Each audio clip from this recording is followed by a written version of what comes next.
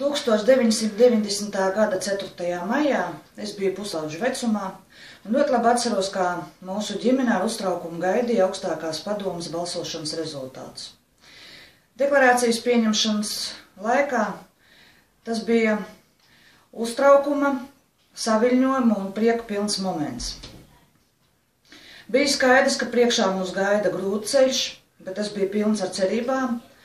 To apliecināja arī turpmākie 1991. gada notikumi, kad visa tauta vienojās un aizstāvēja Latvijas neatkarību barikāžu laikā. Kļuva skaidrs, ka Latvija virzās uz attīstīto valstu virzienā uz Eiropu, ko skaidri pierādīja turpmākā Latvijas pieņemšana Eiropas Savienības un NATO sastāvā.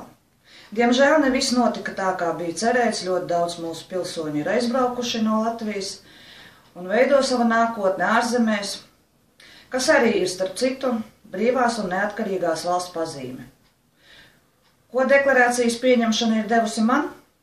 Esmu Latvijas Republikas pilsone, kas dzīvo neatkarīgā un brīvā valstī, kam ir tiesības brīvi vēlēt, brīvi darboties, brīvi izteikt savu viedokli, iegūt īpašumtiesības, brīvi pārvietoties un redzēt pasauli. Man ir 2 bērni, 2 meitas.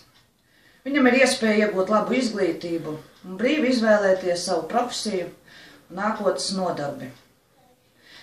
Galvenais, ka viņam tādas tiesības ir, bet kā viņas tās izmantos, tās ir viņu paša ziņā un spēkos.